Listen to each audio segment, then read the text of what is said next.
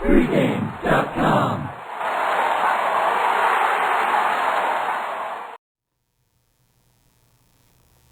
All right, guys, it's Rants of the Week. I'm Marco D'Angelo with Steven Nover. This is where we get to put the handicapping aside for a moment. We just get to rant at whatever is on our chest. And, I'm pretty happy this week. I don't got much to complain about it. I hit my game of the year Saturday, and, everything's going good. So I'm going to turn it over to you, sir, and let you rant, and I'll chime in. Well, it's not really a rant. I think it's a topical one that I think we'll probably both have an opinion on, Marco. The big story in the NFL is the bounties with the New Orleans Saints, putting out bounties to injure players. I'm just appalled by this, as I know a lot of people are. But trying to come up with a penalty on this, what do you think is worse? No, both are morally wrong, I think. But if you had a player in the NFL who was betting on his own team, as opposed to a coach being sanctioned, if not sanctioned, allowed to by the head coach, by the general manager, to intentionally try to injure opposing players and then get money for that. What do you think is worse? Well, it's, basically like hiring a hitman, take somebody out. Ethically, it's not, it's not right. There's no question about it. And if a guy's betting on his own team, how can you fault that? Well, compared to this, because, if you're a pro, there's probably contracts. It's part of your contract. You probably can't do that. But the point I'm trying to make here, Mark, in a roundabout way is, I go back to the early 60s, and I grew up in Wisconsin, a big Packer fan, Lombardi era. They won the championship in 1961, the Packers. They won the championship in 1962. They did not win the championship in 1963, and a big reason for that was the best player in the NFL at the time was Paul Hornung. If not the best, the most dominant. And he was suspended that entire season, along with Alex Karras of the Lions, who was a great player, and he was in his prime then, for betting on their own games. Small wagers, but betting on their own games. And no one protested that. It was accepted. It was a wrong thing, and they paid the penalty. Now, that was a year.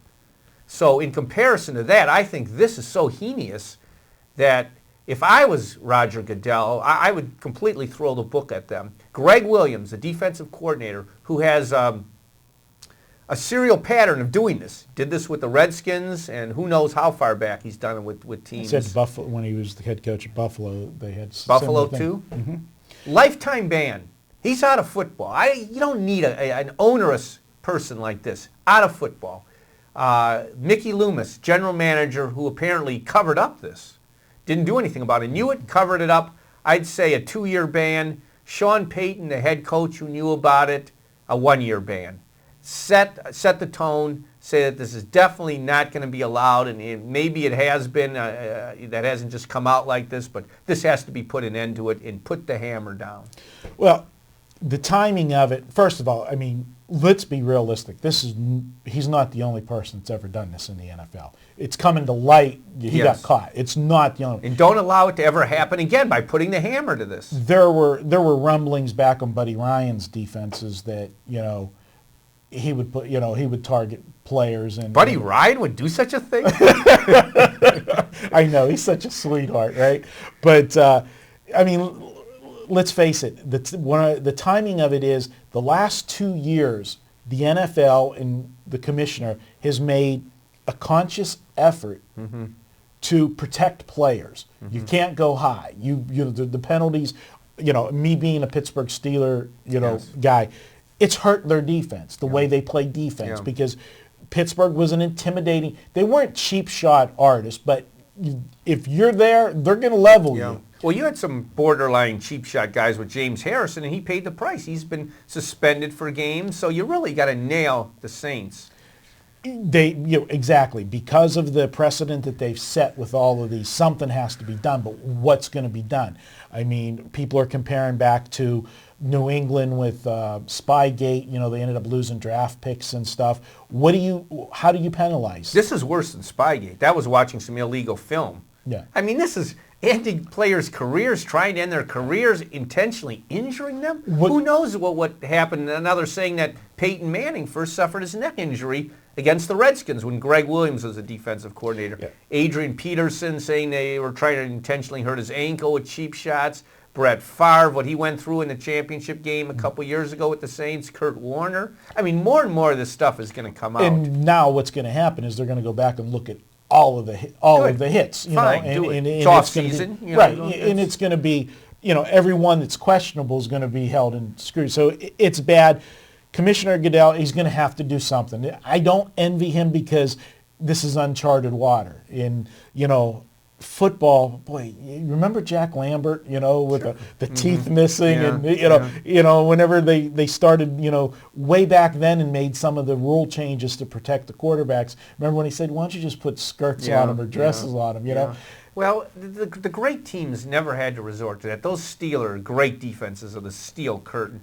Oh, those maybe were the greatest defenses of all time, but they weren't, excessively dirty. They were very, very tough. They were they were very physical. They made you know they were there. Yeah, and I don't want to hear any of this hypocrisy talk about, the NFL, it's a violent sport. It's controlled violence. Mm-hmm. Now, the greatest coach I ever saw was Vince Lombardi. And this winning is the only thing. First of all, misconception. He never said that. He said winning isn't the only thing, isn't everything. It's the effort to win is. That's a big difference between what he's quoted as saying. His Packer teams were tremendously disciplined on defense.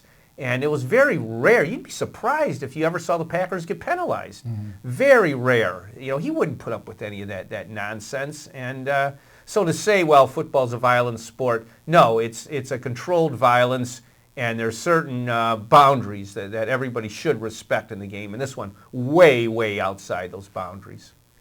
What would be interesting is if somebody, actually, I mean, it's not interesting, but what if somebody would have had a career-ending injury, and then this comes out? It's lawsuits. You would think there would be a civil lawsuit. Let's wait. There may be. It's a topic that's going to be talked about for the next couple weeks for sure till we hear what the commissioner does, and he's meeting with Greg Williams, so not going to be a fun time, and we'll see what happens with it. We'll keep our eye on it, but hey, we'll have this video posted at pregamevideos.com. Tell us your opinion. What do you think the commissioner should do with him and the Saints organization and everybody involved? And do you go back to the other teams that he was at too? Well, memo to Jeff Fisher with the Rams: go find a new defensive coordinator. Yeah, he might not be there. We'll see what happens. Hey, he's Stephen Nover. I'm Marco D'Angelo. Thanks for watching. We'll be back later in the week with more videos. You can find all of the videos at pregame.tv. Thanks for watching.